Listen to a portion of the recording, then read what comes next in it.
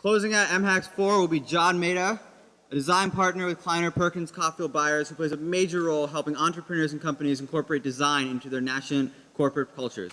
Maeda was formerly a professor at the MIT Media Lab and was president of the Rhode Island School of Design. He was also named one of the 75 most influential people of the 21st century by Esquire. Ladies and gentlemen, John Maeda.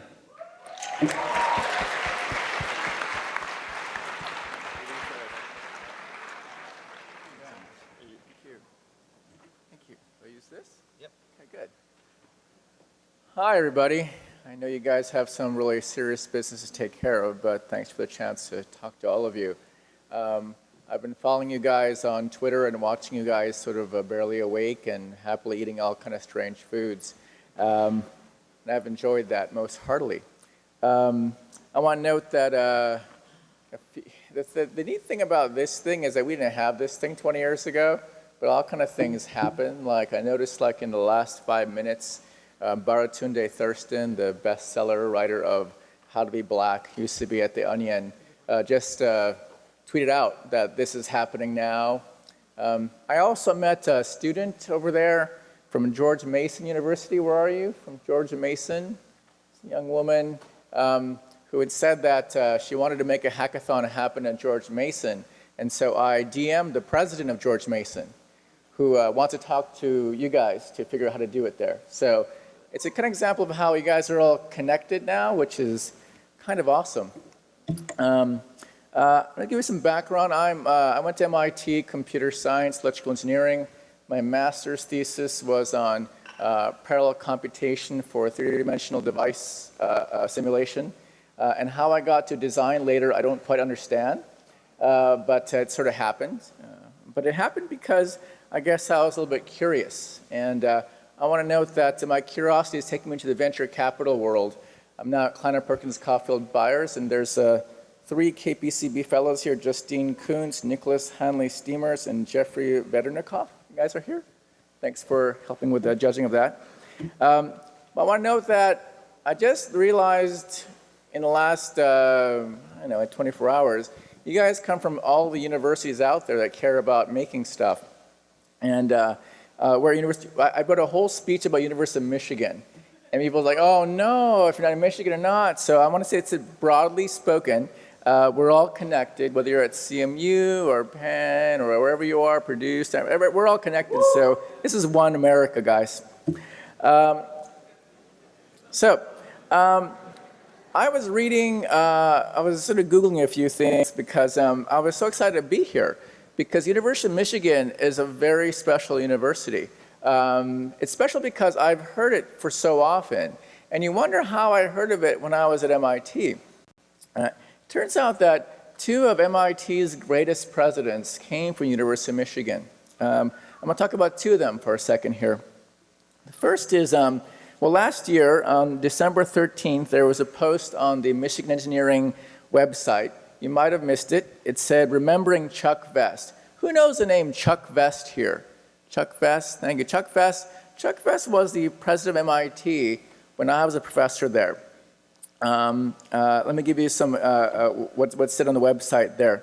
It begins that he was former University of Michigan provost, which means the second in command to the president, and a Michigan engineering professor and dean.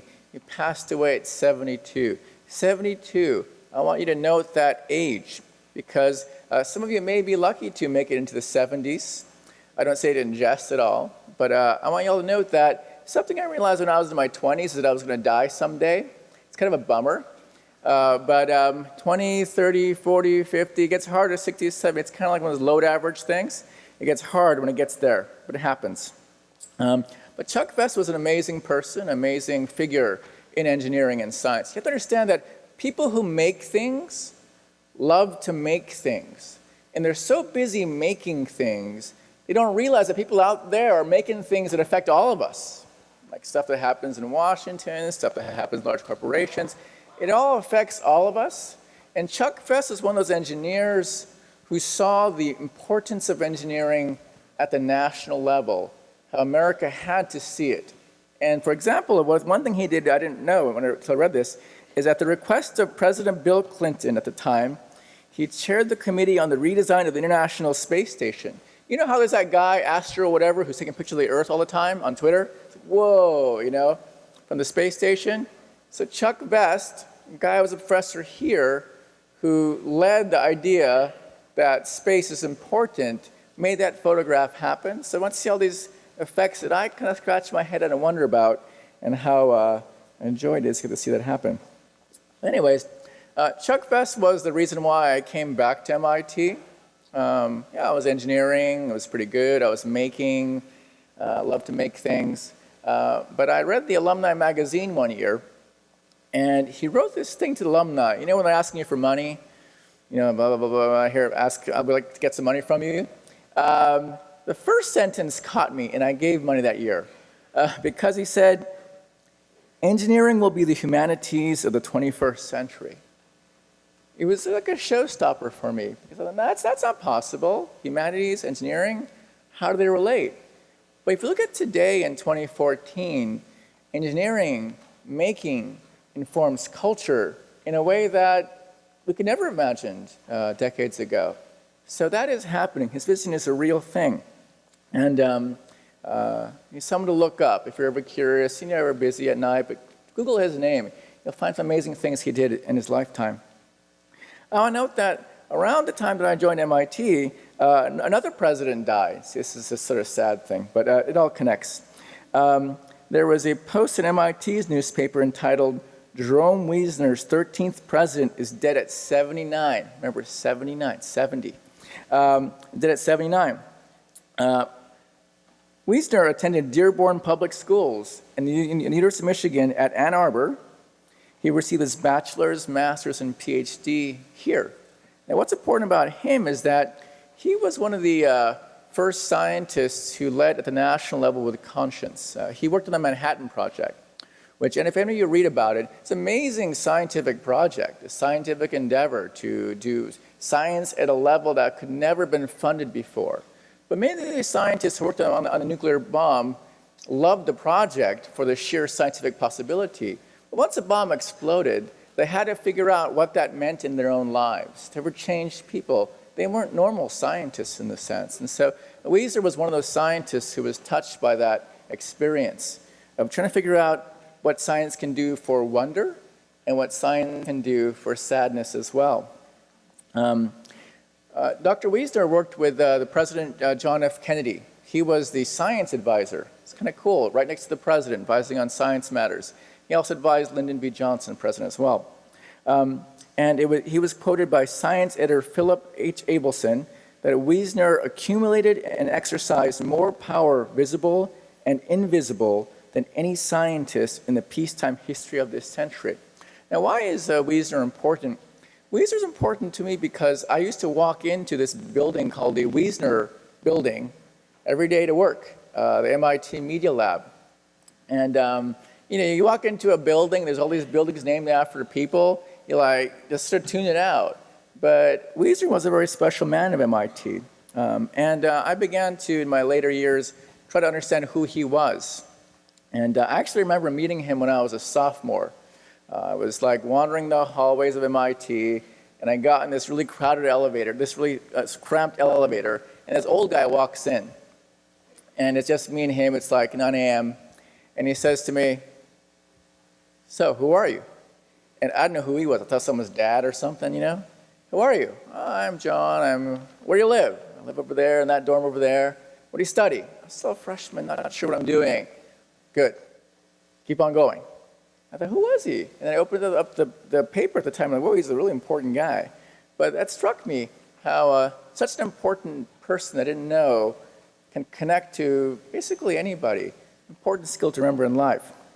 Anyways, Wiesner wrote something that changed the future of media, and that is the Media Lab itself.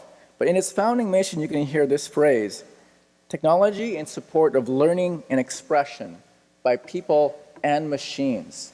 It's interesting how Dr. Wiesner saw that machines and people would become sort of like a society, people and machines. Interesting thing.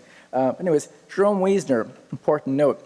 And I bring up Jerome Wiesner because going back to the Manhattan Project, it's important to know that all the technology we use today came from military use. Back in the 80s, who was here? I see older people here, 80s people. You know, back in the 80s, we used ARPANET. Who remembers ARPANET? Come on, older people, thank you. We used to use ARPANET. There was no internet. There was the ARPANET. And it still hadn't gone across the US in such a dramatic way. But ARPA stands for Advanced Research Project Agency. It was founded in the 50s with a primary focus of developing information technology that would survive a nuclear attack. And ARPANET evolved into internet, et cetera. But to note that everything we use today, although it serves industry with amazing power and potential, is linked to that military past. Professor David Mindell, one of my former colleagues at MIT, wrote this wonderful piece for the National Museum of World War II, and I'll quote one part of it. World War II was the first high-tech war. If we define that modern phrase to mean a war fought with new technologies that were specifically invented for that particular war, and no war was as profoundly affected by science, math, and tech than World War II. Because science and math knows no morality. It is only when people apply their actions, desires, intentions to that science and math that they have an opportunity to use them for positive or negative purposes. Or as said in Spider-Man way, with great power comes great responsibility. I head to my closing now. 3 main points, review. Chuck Vest led in Washington on our behalf. Led for engineers. He showed Washington how engineers are enlightened people. They see the future. They recognize society. They want to change it. Engineering will be the humanities of the 21st century.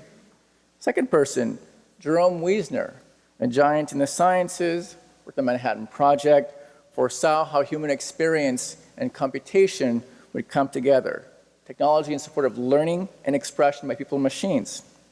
And lastly, I mentioned David Mindell. You can look up his essay with the World War II Museum. Science and math knows no morality. I wanted to bring these 3 people into this room, and you guys are so tired, so why would he bring these people into this room? It's because all of you represent that possible energy that's fueled by their great work, their great policy building. And I'm not sure if you guys are Star Trek fans, but if you think of the Star Trek generation, believe that technology could do great things for humankind. And all of you are involved in an endeavor now, the way technologists never could do decades ago. And so, yes, with my sort of venture capital hat on, I can firmly say there are riches out there to be made, there are exits to be created, there's ownership percentages to be calculated, all those wonderful things you can watch on HBO's Silicon Valley TV show. But try not to forget that you are part of a grand mission where technologists, designers, people like yourself are shaping culture in a way that can be hugely positive or hugely negative, depending upon which choices you make. I believe that companies like my own now here at Venture Capital, Kleiner Perkins, are examples of firms that try to do the right thing. And I hope that all of you can try to do the right thing in general. Now on to the main show. Thanks, guys.